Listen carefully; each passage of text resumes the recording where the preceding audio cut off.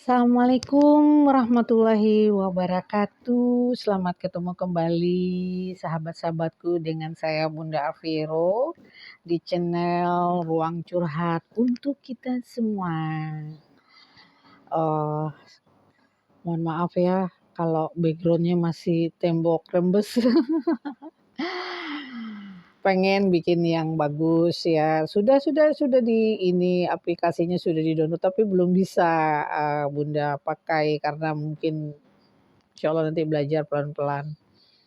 Kemarin sudah bikin di tembok yang lebih bagus tapi pas dilihat sama Bunda kok kayaknya kayak alien gitu, matanya beda gitu kan ya. Apa pencahayaannya apa gimana nggak ngerti deh. Pokoknya jangan dilihat bentuknya ya, kita lihat apa yang disampaikan aja lah ya. Jangan lihat siapa yang menyampaikan tapi apa yang ingin dia sampaikan.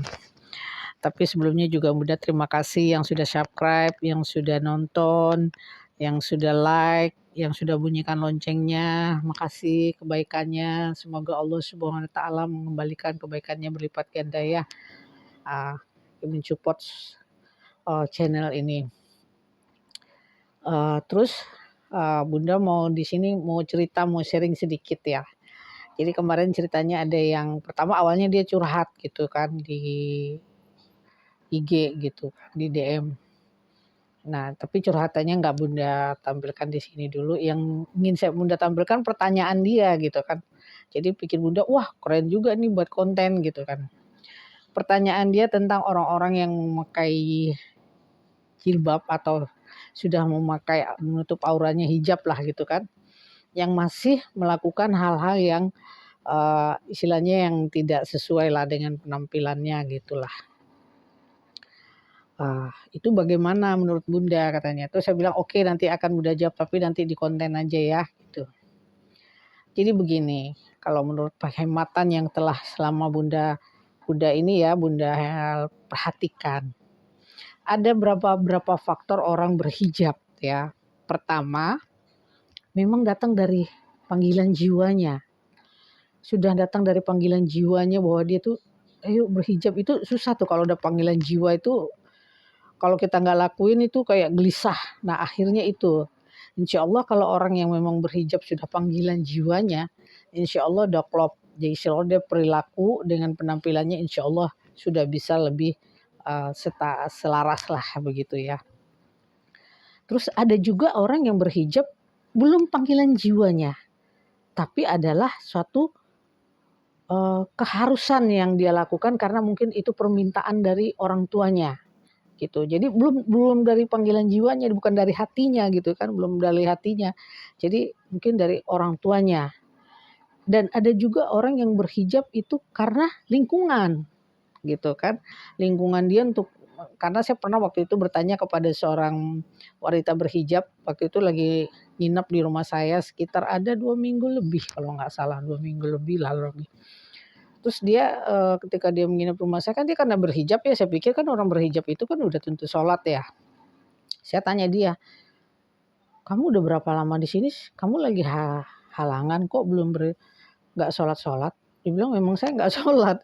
"Oh, saya pikir kamu sudah berhijab berarti kamu sudah sholat." "Oh enggak, karena saya katanya di kampung saya kalau orang nggak pakai hijab itu diomongin," katanya gitu. "Jadi mau nggak mau saya harus pakai hijab." Jadi berarti dia pakai hijab karena nggak mau diomongin sama lingkungan di kampungnya dia. Jadi dia berhijab belum dari panggilan hatinya. Itu satu.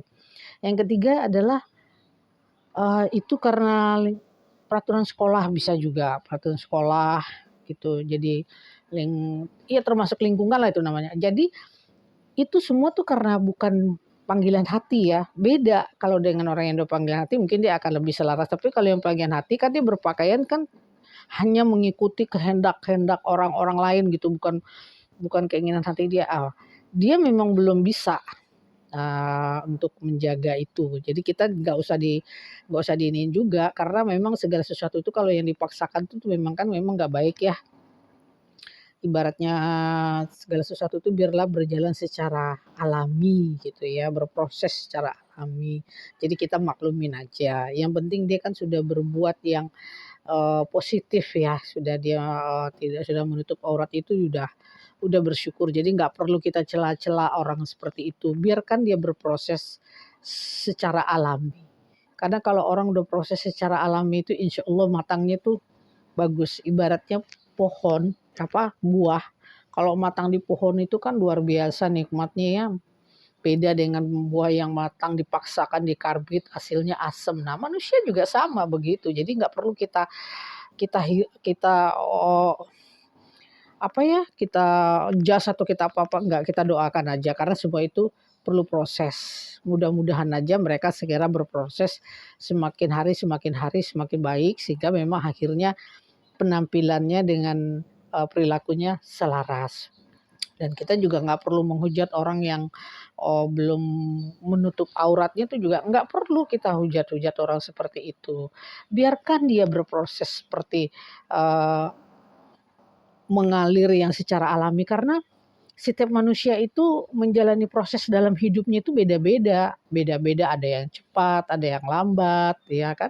Dan beda-beda juga jalan-jalan ceritanya. Jadi kita nggak boleh menghujat siapapun, ya kan?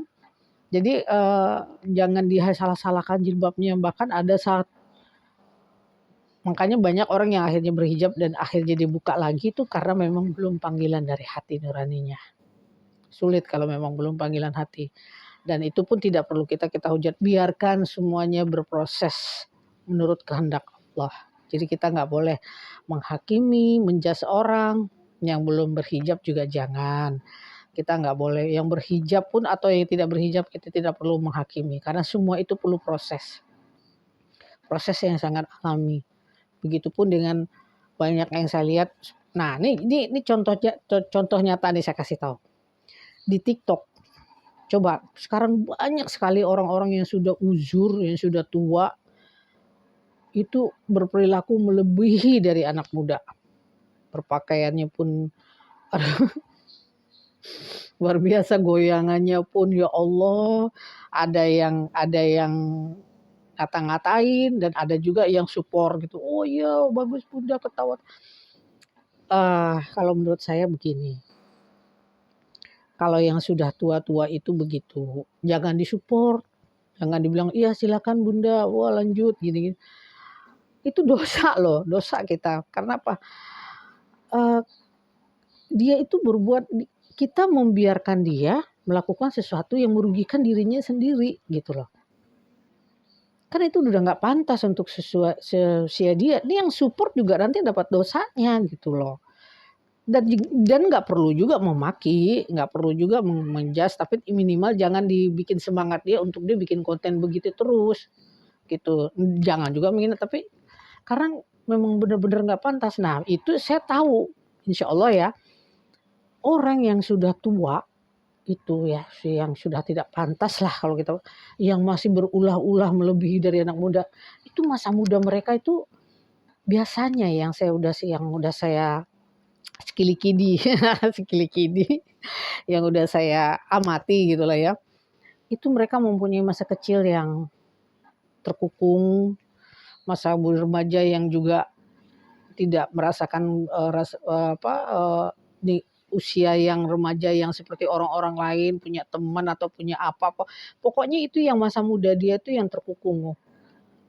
Yang tidak mendapatkan seperti orang. Nah, akhirnya udah tuanya baru dia merasa merdeka gitu ya. Baru dia bertingkah yang yang selama ini dia pengen tapi dia nggak bisa lakukan, dia lakukan sekarang.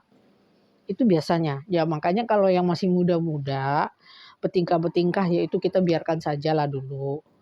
Semua itu daripada udah tua baru dia bertingkah-tingkah aneh-aneh ya kan, gak wajar. Kalau muda bertingkah aneh-aneh kita masih wajar karena semua masih proses, mereka masih dalam masa bertumbuh ya, biarkan mereka bertumbuh. Ya, memang kalau kita sebagai orang tua cukup mendoakan saja karena kita juga gak bisa ngawasi anak kita 24 jam tiap hari kemana-mana, apalagi yang udah gede nggak mungkin kan. Jadi cukup kita dengan doa kita kepada Allah, bahwa Allah yang tahu di mana keberadaan anak kita dan Allah tahu bagaimana anak kita dan di mana ngapain. Kita berserah sama Allah. Kita doakan saja. Insya Allah anak kita akan terselamatkan. Jadi jangan dikekang. gitu. Ada kan orang tua kan dikekang anaknya saking takutnya begini begini begini, nggak baik juga karena nanti gedenya nanti ala-ala anaknya gitu. Jadi biarkan saja tapi tetap kita nasihati dengan baik, kita tetap doakan. Doakan dia supaya dalam lindungan Allah. Jadi misalnya kalau dia sedikit-dikit melenceng, pasti itu nanti akan dirangkul sama Allah. Insya Allah pasti kalau orang udah menyerahkan anaknya kepada Allah, pasti selamat. Gak akan Allah mengecewakan hamba-hambanya yang sudah memohon kepadanya. Jadi daripada tuanya baru neko-neko kan, ini muda neko-neko nggak apa-apa, wajar, namanya juga darah muda, biarkan mereka berproses. Jangan terlalu banyak dilarang. Nanti tuanya jadinya yang kayak di TikTok itu. Ya, dan teman-teman juga jangan disemangati ya yang kayak gitu, kasihan. Kasihan dianya kapan dia bisa menyadarinya karena kan kasihan nanti dia kan maaf ya namanya umur kita kan nggak tahu ya tiba-tiba dia udah nggak ada, namanya jejak digital dia kan nggak bisa dihapus ya. Tiba-tiba mungkin anak cucunya ngelihat entah siapa pasti malu gitu ngelihat entah itu neneknya, entah itu ibu, entah siapalah gitu dari keluarga mereka malu pasti. Mereka juga pasti ada yang dibully sama teman-temannya mungkin entah itu, itu lu begini ini bla bla bla pasti itu.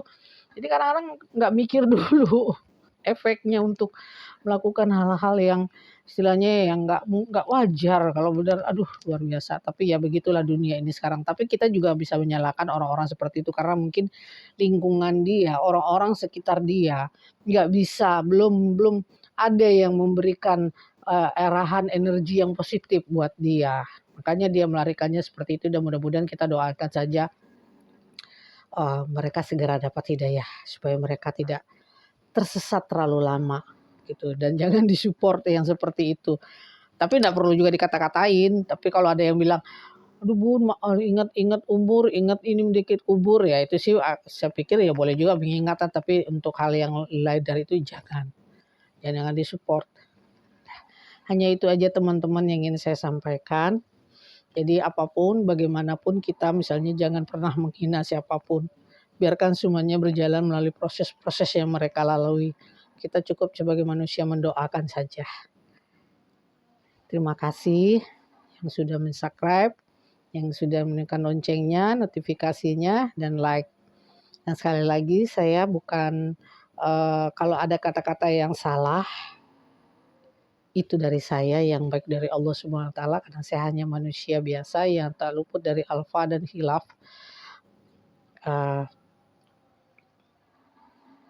Terima kasih sudah nonton. Thank you for watching. See you one on next video. Assalamualaikum warahmatullahi wabarakatuh.